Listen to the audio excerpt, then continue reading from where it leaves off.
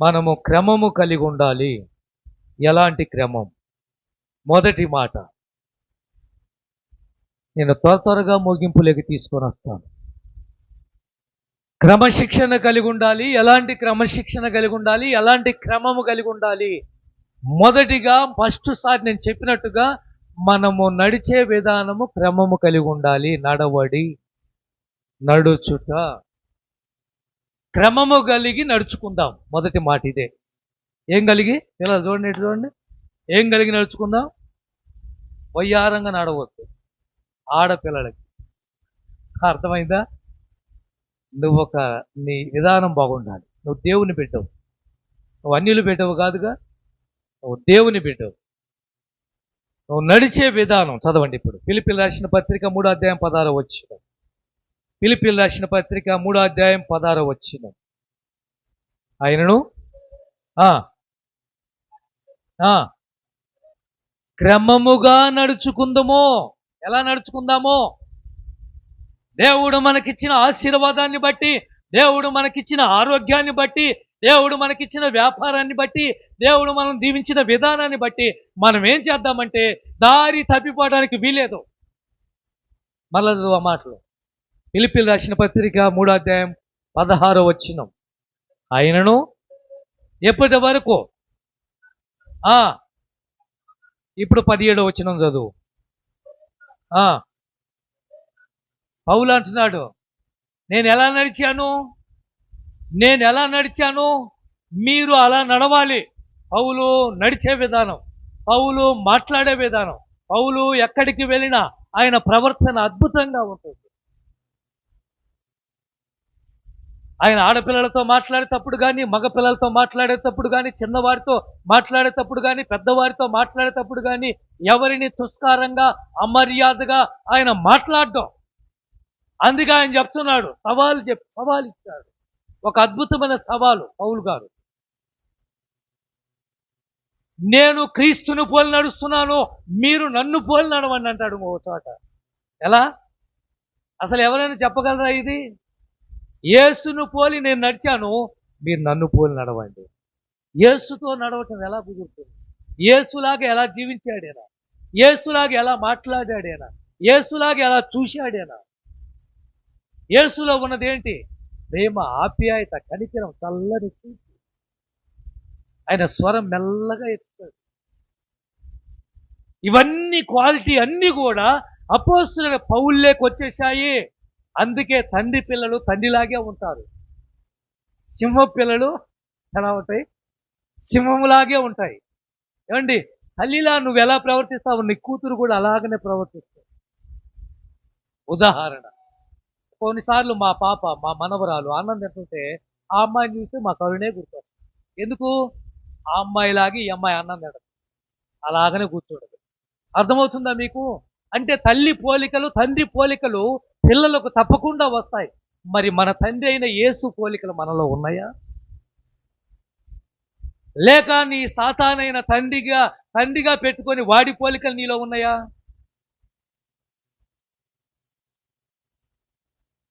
గలతీయులకు రాసిన పత్రిక 2:14 2:14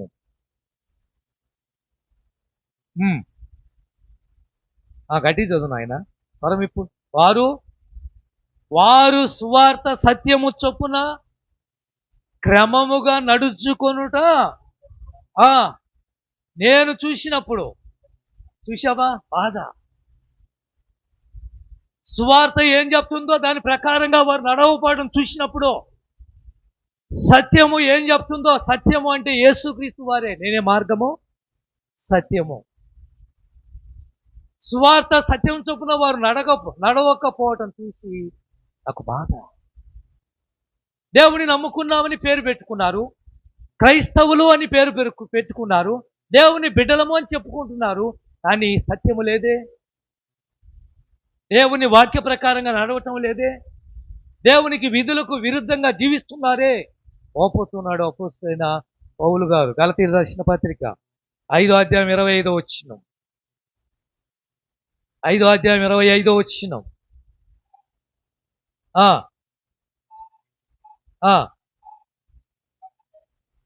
ఆ ఎలా? నువ్వు పరిశుద్ధాత్మను పొందిన వ్యక్తివైతే, ఆత్మ పూర్ణత కలిగిన వ్యక్తివైతే నీ ప్రవర్తన వేరుగా ఉంటుంది, నీ నడక వేరుగా ఉంటుంది, మాట్లాడే విధానం వేరుగా ఉంటుంది, నిన్ను చూస్తేనే అద్భుతంగా ఉంటుంది. ఎందుకు? నువ్వు ఆత్మ పొందిన బిడ్డవు.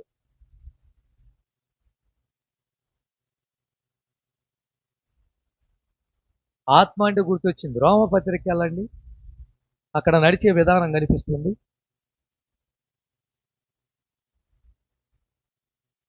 ఎక్కడ? రోమపత్రికేనా?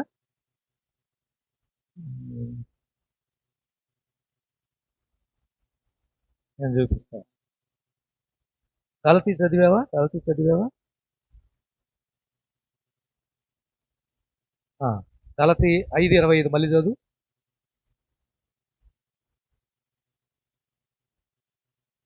ఐదు 25 మళ్ళా చదువు నాయన.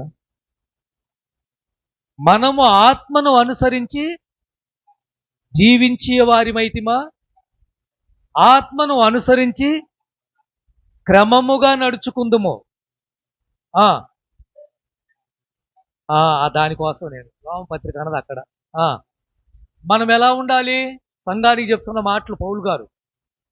మనం ఆత్మను అనుసరించి నడుచుకునే వాళ్ళమైతే, మనం ఆత్మను అనుసరించి నడిచే వాళ్ళమైతే మనల్లో ఒక క్రమం ఉంటుంది. క్రమంగా నడుచుకుందాము. ఒకరిని ఒకరము ఏమి రేపకూడదు? సంఘములో ఒకరిని ఒకరు ఏమి రేపకూడదు? వివాదాలు పెట్టుకోకూడదు. ఒకరి మీద ఒకరికి, వాడికి ఉద్యోగం వచ్చిందనుకో, నువ్వు ఎలా ఉండాలి? సంతోషించాలి. మన సంఘంలో ఒక బిడ్డకు ఉద్యోగం వచ్చిందండి, మన సంఘంలో ఒక అమ్మాయికి మంచి సంబంధం వచ్చిందండి, మన సంఘంలో ఒకరి మంచి ఇల్లు కట్టుకున్నారండి, మన సంఘంలో ఒకరు వ్యాపారం చేసి నెలకు 50,000 60,000 సంపాదించుకుంటున్నారండి. మనం ఏం చేయాలి? సంతోషించాలి. ఇంకా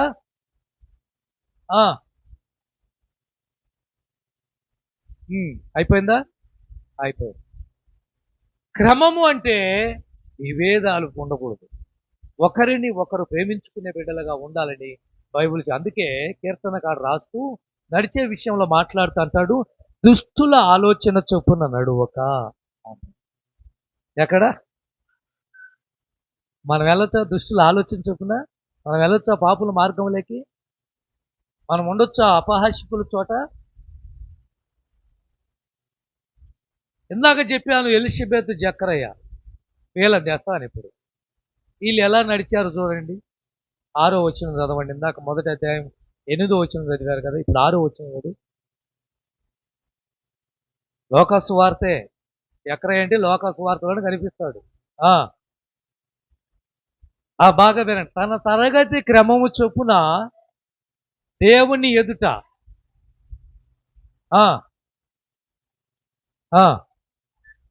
6వ వచనం అమ్మా, నేను 6 కదా చెప్పింది. వీరిద్దరూ, బాగా వినండి, వీరిద్దరూ ప్రభు యొక్క ఆజ్ఞల చొప్పున న్యాయ విధుల చొప్పున నిరపరాధులుగాను నడుచుకొనుచు దేవుని దృష్టికి నీతిమంతులై ఉండిరి. క్రమం లేదా? ఇక్కడ 6వ వచనం ఉంటది లేదా? మళ్ళా లేదా? మళ్ళా చదువు.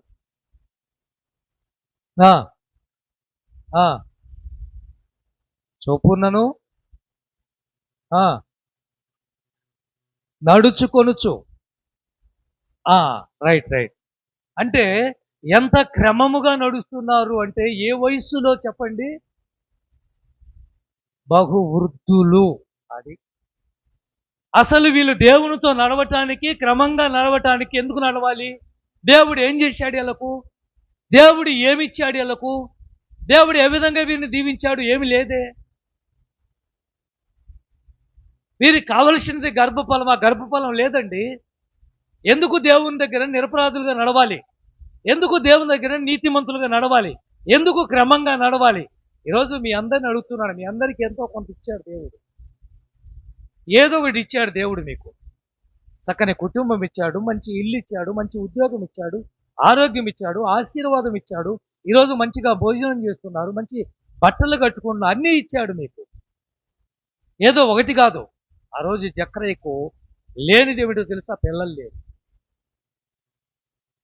పిల్లలు లేకపోయినా ఇల్లు ఎలా ఉందో తెలుసా?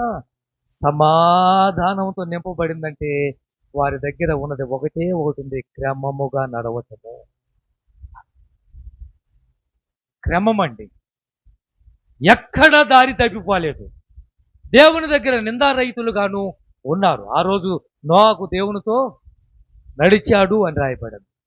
ఆనోకు 365 సంవత్సరాలు దేవునితో నడిచాడు, తర్వాత కొనిపోబడ్డాడు అని రాయబడింది.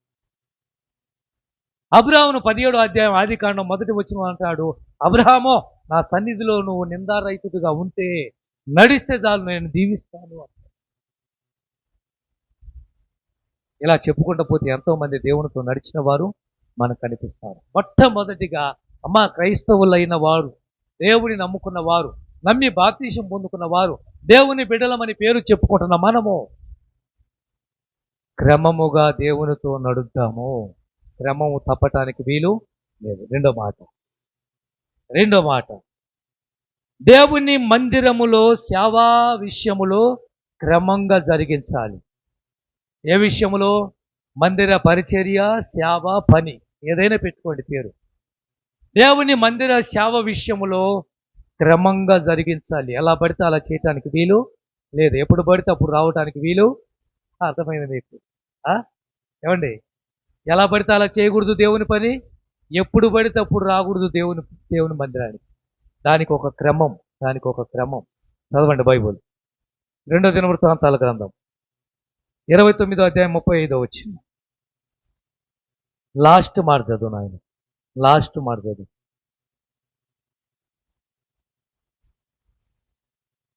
2వ దినవృత్తాంతాలు 29:35 ఆఖరి మాట చదవండి. ఇలాగు యెహోవా మందిర సేవ క్రమముగా జరిగెను. దేవునికి స్తోత్రం, హల్లెలూయా. ఎలాగూ?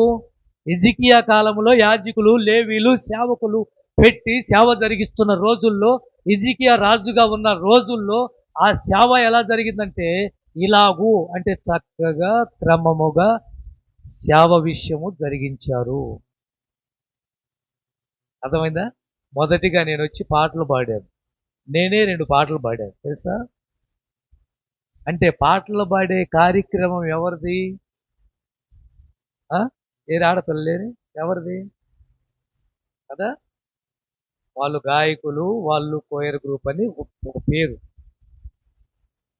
దానికి ఒక క్రమం. వీళ్ళు ఎప్పుడు రావాలి?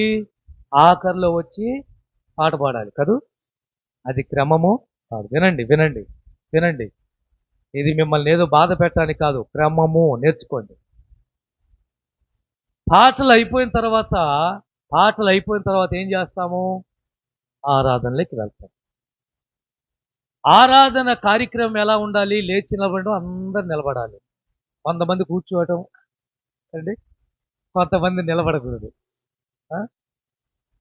పాస్టర్ గారు మా కాళ్ళు నొప్పులు, నడుము నొప్పులు పాస్టర్ గారు, అందుకే మేము నిలబడలేకపోతున్నాం. స్టోర్ దగ్గరికి వెళ్ళి నిలబడిన రోజులు గుర్తు తెచ్చుకో తల్లి. అర్థమవుతుందా? ఆవలెన్స్ బాబు.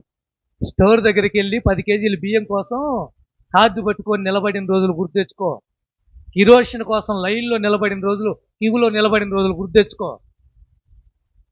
ఏంది ఆఫ్టర్ 100 రూపాయల బియ్యం కోసం గంటలు నిలబడ్డావే. ఒక క్రమము. దేవుని మందిరంలో ఆరాధించాలి అన్నప్పుడు అందరు ఏం చేయాలి? అందరూ లేచి, మన సంఘంలో కాదండి, కొన్ని సంఘాల్లో కనిపిస్తున్నాయి, నేను చూశాను అన్నమాట. 100 మంది కూర్చోవటం, ముసలోళ్ళు కాబట్టి లేవలేరు కాబట్టి